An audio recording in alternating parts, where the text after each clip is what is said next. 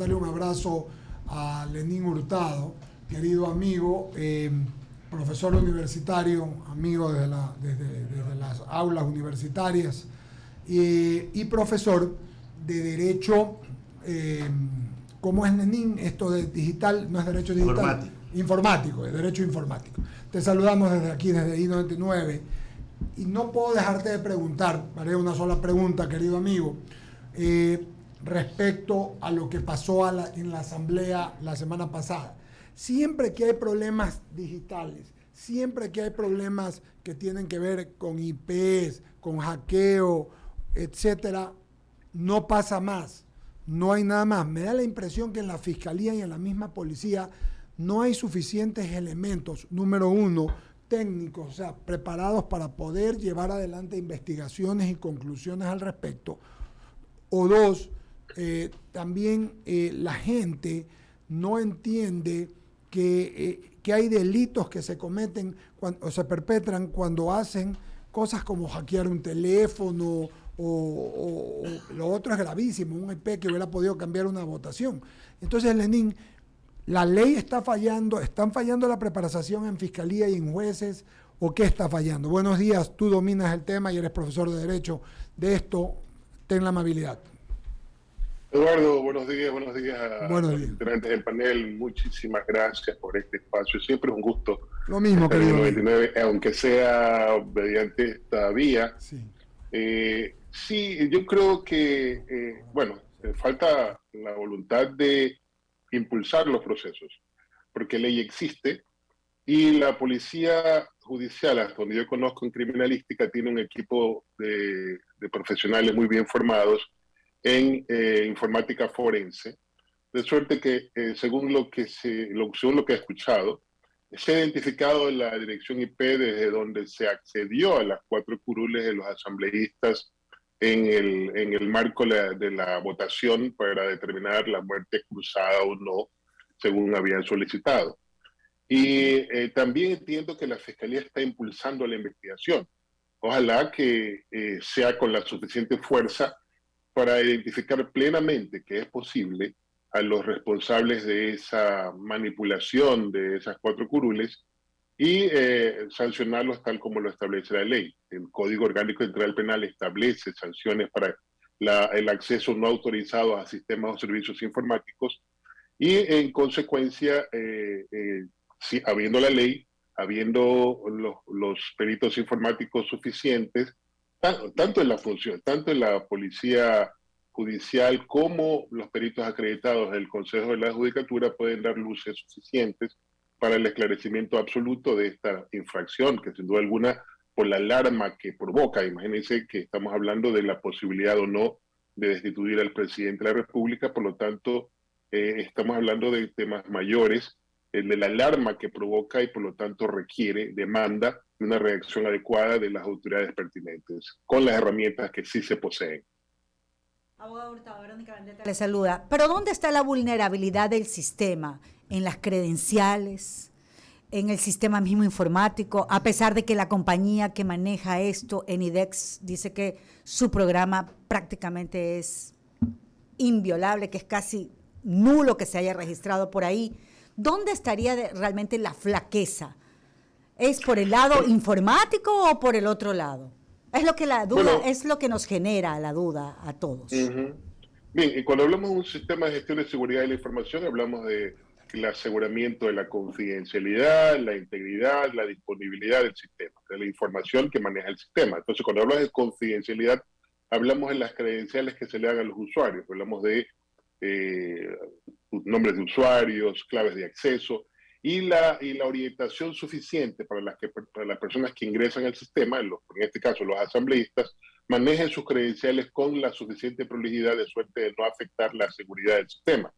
No sé cómo, no tengo mayor información de cómo esas 4 curules fueron accesadas. Entiendo que con las credenciales. Entonces, ¿cómo los asambleístas, entiendo que fue el asambleísta Dalton Basigalupo, por ejemplo, el asambleísta Vilma Andrade y 2 personas más que no recuerdo sus nombres, denunciaron, son parte de los denunciantes de esta manipulación? Entonces, ¿cómo manejaron sus credenciales? ¿De qué forma los que ingresaron a ellas tuvieron acceso a esas credenciales. Entonces, es importante que en la investigación se identifique claramente la brecha de seguridad que provocó o que permitió que se manipularan de esa forma la votación, al menos en lo que a esas 4 curules se refiere. Imaginémonos cuántas votaciones ha habido en la Asamblea Nacional, la trascendencia de las votaciones y la posibilidad que esa votación no haya sido la que se ha dado a conocer o lo que puede haber en el futuro. Entonces tiene que cerrarse esa brecha de seguridad. En el Departamento de Sistemas de la propia Asamblea tiene que dar explicaciones a la Fiscalía y a la ciudadanía de los mecanismos, por supuesto, hasta donde se pueda dar a conocer, desde luego, de los mecanismos que tienen para asegurar la confidencialidad de la información y sobre todo también asegurar que no haya modificaciones ni accidentales, peor intencionales de la información que se maneja en el sistema informático de la Asamblea Nacional. Así, estos 5 asambleístas reclamaron y los que no. Ramiro Cepeda, continúa. Lenín, ¿cómo te va? ¿Qué Lenín? ¿Cómo te va? ¿Cómo ha pasado Jaime Lenín? Es que veo ahí, ya casi me marea usted. Sí. Estábamos recordando a tu padre con mucho cariño a... ¿Por qué? ¿Por qué llegó el comentario? Estábamos hablando de los miembros de la Cámara Nacional de Representantes del año 79 y tu padre integraba, y pese a que no era de la bancada de mayoría, siempre había una voz fuerte, potente ahí que... Y que estuvimos en una entrevista con Heinz Meller Freire hace más de un mes y medio y se refirió a tu papá acá. Por eso comenzó hablando en los mejores términos Lenín de tu papá, diciendo que era un tenaz adversario, pero que era un hombre brillante y que debía unirse al Ecuador. Ese fue, por ahí comenzamos hablando del tema. Es imposible no hablar de la historia y no tocarlo en algún momento a don Jaime Hurtado González. Lenín, si quieres decir algo, por favor, antes de que te pregunte. Sí, Ramiro, muchas gracias. Realmente mi padre efectivamente estuvo en la Cámara Nacional de Representantes del 79 al 84. Y con el doctor Heinz Meller, y eso me consta por las expresiones de mi padre, había una relación de mutuo respeto. Por supuesto, había posiciones ideológicas, si se quiere, absolutamente contrapuestas, pero eso no impedía que se trataran con respeto, como debe ser. Lastimosamente eso no ocurre en la actualidad, pero yo creo que sí se puede discrepar con el respeto recíproco y en la medida en que cada uno sepa defender su posición, pues es una posición absolutamente respetable. Lenín, volviendo al tema con el que estaban tratando, ya un poco para cerrar, conversábamos ayer con un técnico en seguridad de informática, pero yo creo que esto ya más un tema que va por la gradación de importancia de las votaciones dentro de la Asamblea, que a más de filtros deberían, por lo menos cuando se trate de estos temas que tienen grave conmoción y grave gravitación en la historia, en los hechos políticos, deberían ser presenciales. Por lo menos debería haber una suerte de confirmación. ¿Qué te parece? Para que incluso no pase lo que pasó.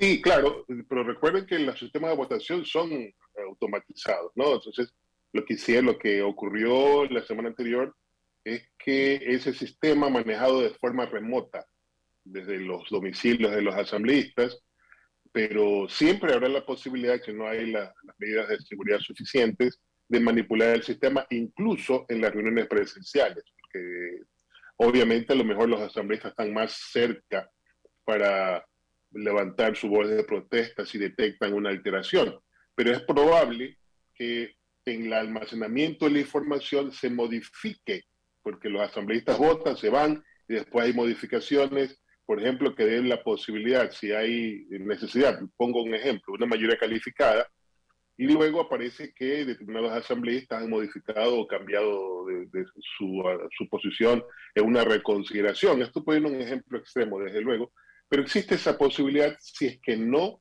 se verifican que la confidencialidad de la información esté garantizada desde el mismo sistema, desde el diseño del sistema, desde los mecanismos de verificación que se pueden haber, desde el mecanismo de almacenamiento de la información que hay posteriormente a su recopilación. Entonces son aspectos que tienen que considerarse en cualquier sistema de gestión de seguridad de la información que se genera en procesos automatizados como el que maneja la Asamblea Nacional. Alberto. Sí, Lenín, ¿cómo le va? Gustazo enorme. Yo abonaba algo a lo que mencionábamos hace un momento, ¿no? Cuando nos referíamos a las expresiones del doctor Heinz Meller, el expresidente Febres Cordero también siempre tuvo las mejores expresiones con el doctor Jaime Hurtado González, ¿no? Y eso nos consta. Y eso me lleva un poquito a pedirle cambiar la tónica de la entrevista, ¿no? Dejemos de lado este tema para más bien consultarle, porque usted está en la academia ahora, ya no se lo ve tan activo políticamente, pero desde la academia también usted vierte sus opiniones, da a conocer sus criterios, y es importante preguntarle el momento político que vive nuestro país y la necesidad de volverle a dar un giro a la actividad política, porque definitivamente no podemos seguir estos patrones de conducta de quienes son actores y dirigentes políticos actualmente, desligados totalmente de la realidad terrenal de los ecuatorianos y sin ningún compromiso con el país, Lenín. Sí, yo he hecho algunos comentarios en estos días. La actividad política ha sido satanizada permanentemente en el Ecuador. Y además se exige que los hombres y mujeres honestos de este país abandonen eso que se denomina una especie de lugar común, su zona de confort, y se involucren.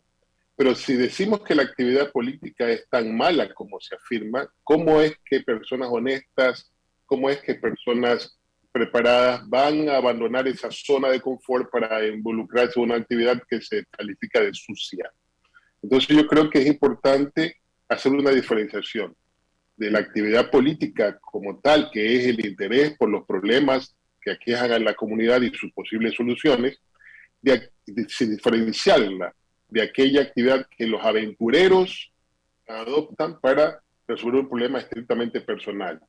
Entonces yo creo que en la medida en que logremos hacer esa diferenciación, la política se recuperará su naturaleza y tendremos mejores calidades, por ejemplo, en la conformación de asambleas o en la integración de los gobiernos locales o nacionales. Entonces es una responsabilidad de todos, incluido por supuesto los medios de comunicación, que tienen un rol importantísimo en la orientación de la colectividad. Y por supuesto los partidos políticos deben también asumir ese papel que la Constitución y la ley les asigna para formar cuadros suficientemente en número y en calidad para recuperar la actividad política del país. Eso es importantísimo. En lo que estamos viviendo en estos días es una demostración clara de que la calidad de personas que integran la Asamblea Nacional o que está involucrada en la actividad política justamente es producto de esa deslegitimación de la actividad política. Y es lo que tenemos que cambiar. Definitivamente, de lo contrario, no hay salida posible, porque estamos hablando en estos días incluso de modelos de Estado unitario, Estado federal, pero estamos hablando de las mismas personas que integran el Estado unitario o el Estado federal.